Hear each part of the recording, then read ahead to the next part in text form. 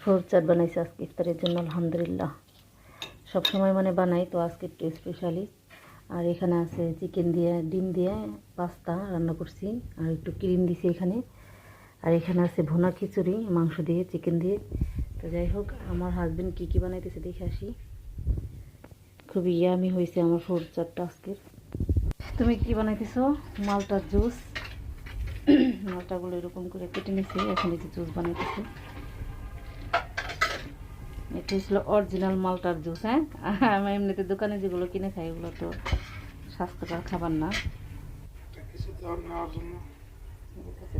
এই যে জুস বানিয়ে বানিয়ে এখানে রাখতেছি, আর ওইখানেও ইয়া করতেছি।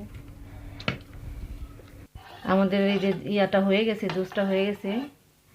আর এখানে হচ্ছে হলো, আগে তো আপনাদের দেখাইছি, দেখেন কত সুন্দর হয়েছে, মাশাআল্লাহ, আলহামদুলিল্লাহ। আজকের আমাদের এই খাবার, মানে প্রতিদিন ভাজা পোড়া খাইতে ভালো লাগে না, সেজন্য আজকে একটু ডিফারেন্স খানা বানাইলাম। তো সবাই ভালো থাকবেন, সবার জন্য ইফতারি দাওয়াত রইল, আইসা পড়বেন ইনশাল্লাহ। একদিন সবাই আসবেন, সবার জন্য বানাবো। Bye bye.